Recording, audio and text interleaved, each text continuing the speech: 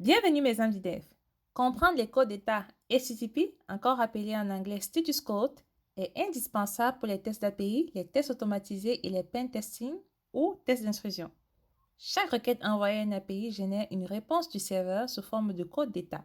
Alors, dans cette vidéo, tu vas apprendre la signification des différents codes d'état HTTP les plus utilisés, comme le 200, 403, 404, 500, etc., avec des exemples concrets pour mieux comprendre leur fonctionnement.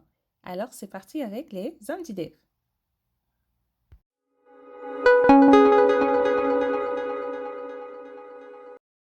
Les codes d'état HTTP sont des messages envoyés par le serveur pour vous indiquer ce qui s'est passé lors du traitement de votre requête. Un serveur, c'est un ordinateur qui stocke des données des sites web ou des services et qui les met à disposition d'autres ordinateurs appelés clients. Votre navigateur web ou Chrome ou votre téléphone est le client. Lorsque vous visitez un site web ou utilisez une API, votre client envoie une requête HTTP au serveur. Le serveur traite ces demandes puis envoie une réponse HTTP. Avant d'expliquer la signification de chaque code d'état, voyons comment vérifier en temps réel avec les outils de développement de Chrome les différents statuts HTTP. Alors, on va utiliser Chrome DevTool, l'outil de développement de Chrome, pour vérifier les différents statuts lors des requêtes. Pour cela, pour ouvrir l'outil de développement de Chrome, faites un clic droit sur n'importe quelle page web, ensuite cliquez sur Inspecter. Parfait. Ensuite, allez à l'onglet Réseau. Parfait. Actualisez la page et vous verrez les différents codes d'état. Exemple 200, 403, 404, etc. N'hésitez pas à utiliser l'onglet Network ou l'onglet Console pour avoir plus d'informations par rapport aux différents codes d'état. Le premier code d'état que nous allons voir, c'est le code d'état 200. 200 signifie que la requête s'est bien passée, le serveur a répondu avec succès. Exemple, vous soumettez un formulaire sur un site web et vous recevez un message de confirmation comme quoi votre formulaire a bien été envoyé. Dans ce cas, le serveur répond 200 OK, le serveur l'a traité correctement.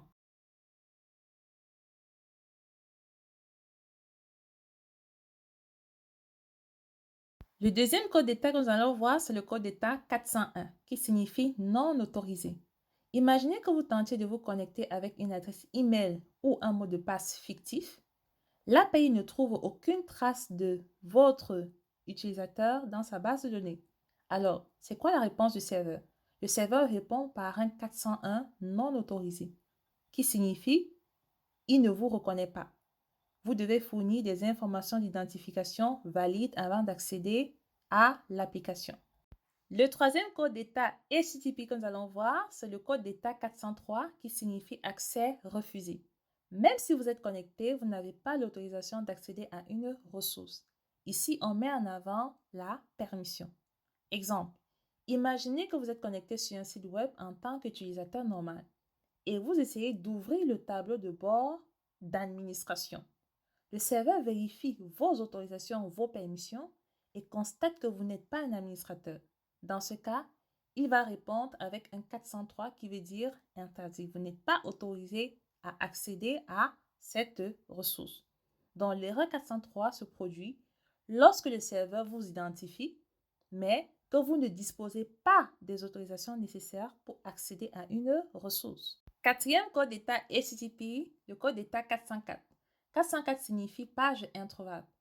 Cela arrive lorsque vous cliquez par exemple sur un lien vers une page qui a été supprimée ou par exemple, comme dans notre cas, vous essayez de charger une image sur un site web.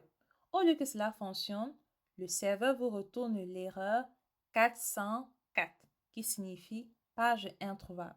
Pourquoi? Parce que le serveur ne sait pas où envoyer votre requête.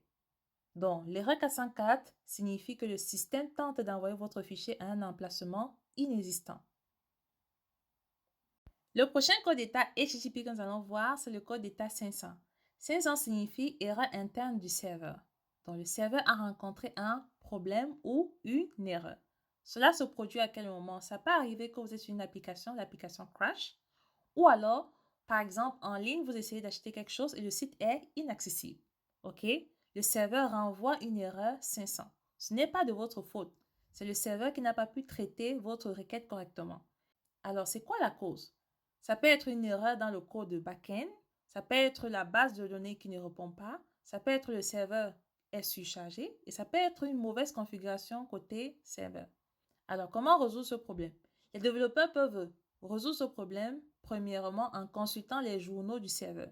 Les journaux indiquent les causes de l'erreur. 2. En déboguant le code. Rechercher les erreurs dans les scripts, les points de terminaison API ou les requêtes dans les bases de données. 3. Vérifier les ressources du serveur. Il arrive que le serveur manque de mémoire, de processeur ou d'espace de disque. 4. Mettre à jour les dépendances. Les bibliothèques ou les frameworks obsolètes peuvent provoquer le plantage du serveur. 4. Ajouter une gestion des erreurs. La gestion des exceptions empêche le plantage complet du serveur. Le dernier code d'état HTTP que nous allons voir, c'est le code d'état 502. 502 signifie Bad Gateway en anglais et mauvaise passerelle en français. Exemple, tu vas sur un site, tu fais une requête. Ta requête passe par un serveur intermédiaire, un proxy. Le serveur A, qui est le proxy, reçoit ta requête et envoie la demande à un serveur B, qui est par exemple le backend. Le serveur B plante et est hors ligne ou renvoie une mauvaise réponse. Le serveur A ne comprend pas la réponse. Directement, il affiche 502 bad gateway.